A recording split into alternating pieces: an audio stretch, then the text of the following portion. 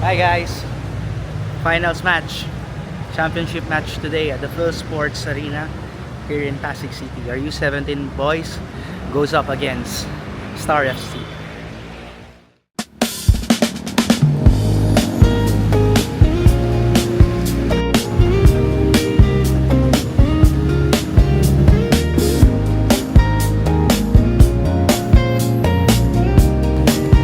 Ano yan, Doy?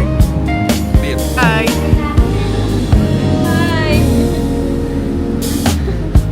Hanggang sa dulo ng mundo, hanggang maubos ang ubos, hanggang bumulong ng luha, hanggang mahulog ang tala.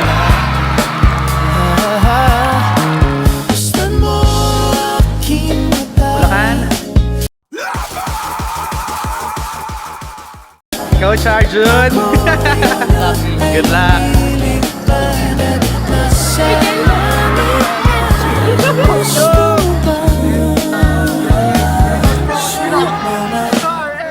Ano yung sa'yo? Ayan. Pakita mo yung sa'yo. May isa pa, ayun o, yung boxing show. Ano yung sa'yo? Hindi ko alam kung support to o dog show eh. Bossing, parang mafia boss nga. Malalate daw si Nick, pare. Inuulan daw. Sabi ko magpakabasa na siya sa ulan.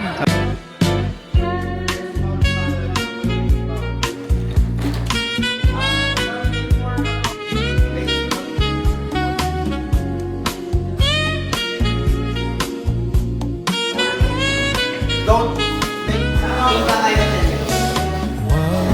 kang matakot, di mo ba alam nandito lang ako? Di mo na kailangan ng matagod mahiya, di mo na kailangan ng humanap ng iba. Kalimutan lang muna ang lahat ng problema. Hinga ka ng malalim at tayo'y lalarga na. Handa na ba gumala?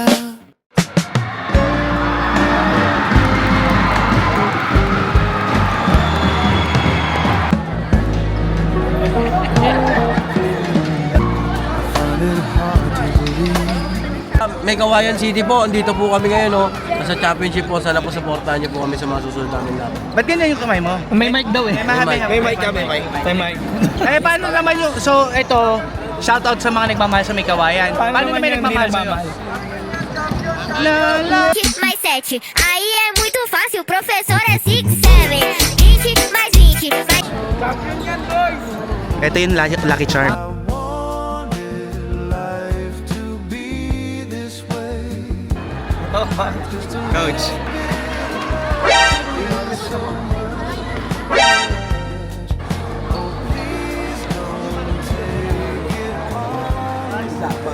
Naman ang mag-hi sa vlog.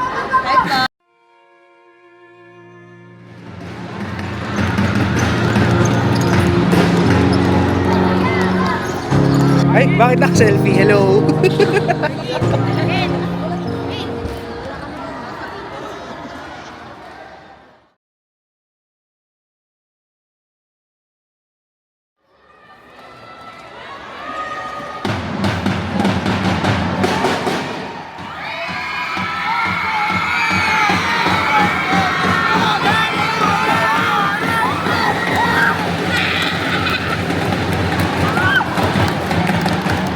Biggest game of our lives, man. Ito na yun, tol! Who would have thought, right? Ito na yun, man. Ito na talaga yun. Since 2010. Ba't nagiging emotional ka ngayon? Tigil mo na, naiyak ako. Tagal na ako sa club eh. 10 years may na ako sa club, boy. Kaya naiyak ako, man. Pero, ito na yun. Looking back. Kahit ano mangyari, ito na yan.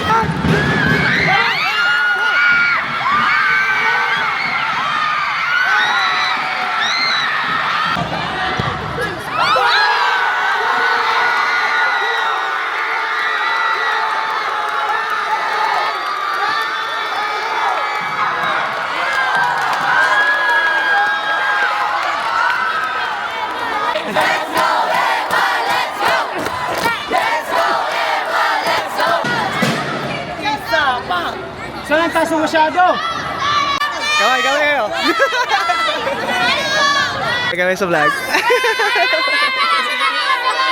Nathan.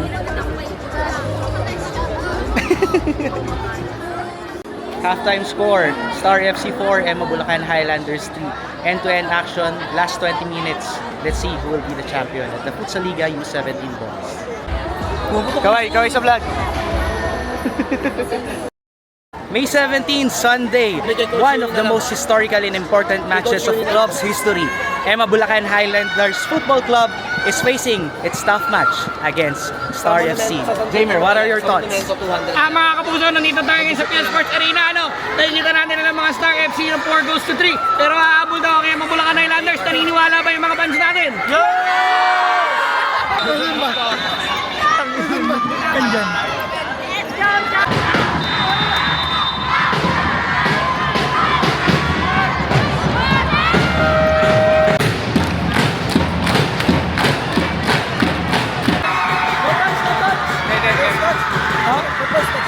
First time. Pagka-kick in.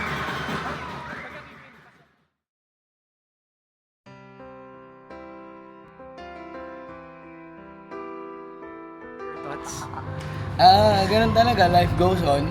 Gaya nga ng sabi ni Nick, for the OGs yung nangyari kanina.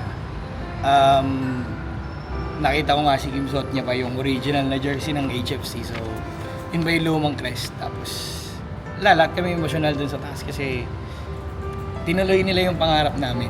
Tinuloy nila yung sinimulan namin sa backyard ng bahay nila Kads sa Marilao. Nilipat natin sa May Kawayan. Kahit na tayo-tayo lang yung nagtutulong, kahit tayo-tayo lang yung gumagawa ng paraan para may tawid natin on a day-to-day basis yung club. Lagi nga na sinasabi ko, kinupkup kami ng club. Siguro ito naman yung time na para kami naman yung magsilbi para sa club. So yun, good job boys, and sana huwag kayong mawala ng pag-asa kasi kami simula day 1 kayo na yung pag-asa namin. Yung emosyon ko nandito pa. So babaya mamaya iiyak ang mag-isa niyan. Pero masakit. Ang mahalaga lumaban. Gusto mo? Pero nanlambot ako doon.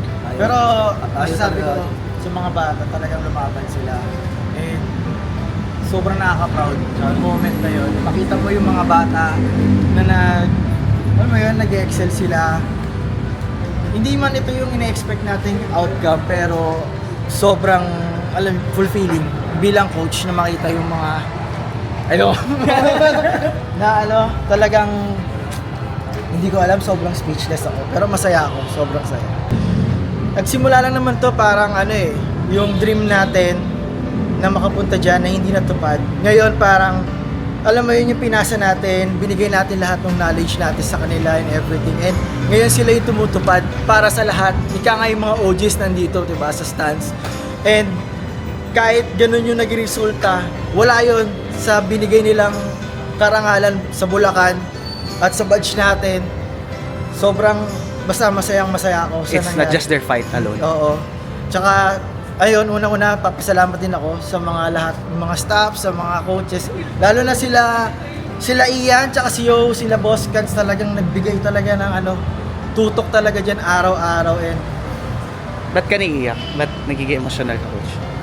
hindi ko alam yun yung yung emosyon na na hindi mo may explain kahit kailan. Ngayon pinipigilan ko lang talaga siya kasi alam mo naman, gusto ko tinatago yung pero basta itong na nararamdaman ko, puro kasiyalan to. Wala akong panghihinayang, walang kahit basta kung ano man, di sa susunod, marami pa yan, babawi tayo, and alam ko yung mga bata, lalaban yan sa susunod. How proud kami sa narating ng mga bata. Nakita natin yung mga audience kanina, ang daming sumusuport even sa live stream. That's how it was built community driven, may purpose siya, and maraming nagtulong-tulong, hindi lang isang tao, hindi lang isang barangay, isang buong syudad, hindi marami nanggaling pa sa iba't ibang lugar, hindi lang sa May Kawayan, and to witness them fight sa arena kanina, support kanina with all their hearts, no words, talagang nakaka-proud. Some of them nakita, naturuan namin, wala talagang kaalam-alam sa football, pero few years ago, wala silang kaalam-alam sa football, but now, wow, narating nila yon, nakaka-proud. sobrang proud kami sa team. Sobrang proud kami sa lahat. And thank you sa lahat na sumusuporta sa amin. Sa lahat, may laban kami o wala sa training man, sa lahat ng mga tao behind the scenes. Thank you sa collective effort ninyo. Lagyan din natin ng BTS yung ating photographer. Lagi siya na lang na nakakakuha ng picture, pero sino ba yung kumukuha ng maganda photos? So sa akin, magpapatuloy ako magtuturo sa EMA. At sa ganitong liga ulit, iiwan ko ulit ang trabaho ko para makapanood at makapag-suporta. So, siguro shoutout na lang sa boss mo na nanonood. Boss, sorry. Unahin ko muna ang laro. Sana may trabaho ka pa bukas, no? Meron pa naman.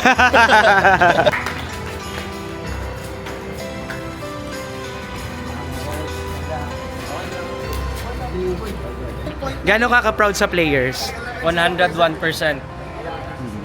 Kasi, imagine Coach Joe, from Davao, naghanap ka lang ng laro, makalalaruan Oo. dito sa May Kawayan. Now, you're the coach of the U17 boys and kanina lang, they played one of the biggest matches ang kinaharap ng club history natin. How proud of you as a coach and as a player of our club? Sobrang happy and sobrang proud. Kasi hindi siya magandang environment yung napasukan ko. Parang may gusto ka sabihin na cancelable. Ito, kailangan ito immediate training. Nonetheless, coach, proud of you. Message mo na lang sa boys mo. Wala, I'm proud of you. Sa community, sa mga supporters natin. Thank you sa mga sumusuporta. And I hope sa mga next, mga paparating na mga leagues, susuporta pa rin kayo. Thank you. We could have done better, yes, but yung ano natin the bottom line is today they're the better team, and I acknowledge that. For my team, I just want to say I'm proud of them from day one to up to now. Getting into the finals is an achievement itself. I could have not have a better team than them, so that's it. Personal question, coach. Grabe, nagsimula lang tayo, literal, from a simple dream, community effort, collective effort. Now, we're playing at the biggest stage. Ano masasabi mo, coach, personal? I've always tell my students, whether they're starting or they're intermediate or advanced sila, to always believe in themselves. There's magic in believing, and losses and wins, it's not gonna matter in the long time. What matters is like what a great coach once told me, we need to actually make them the better person on and off the field. So and I think na-instill namin sa kanila yun. I hope that every lesson that I taught them, they follow it by heart and apply it on and off the field. So, Thank you, coach.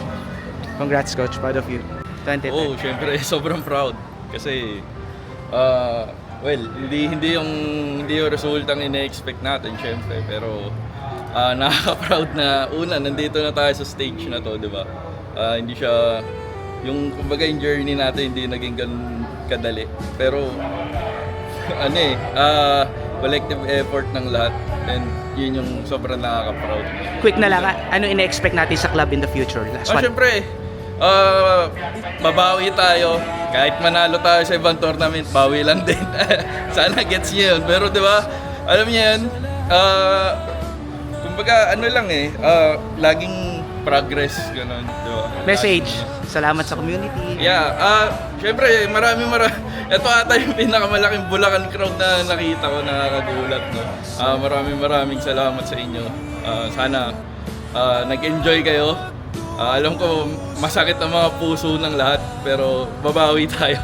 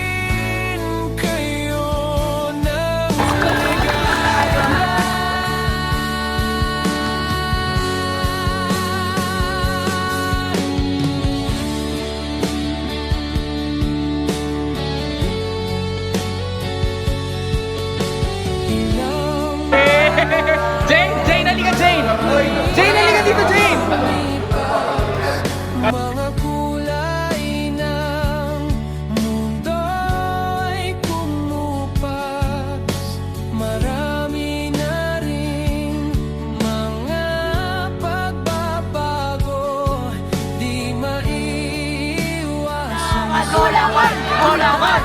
Laban na!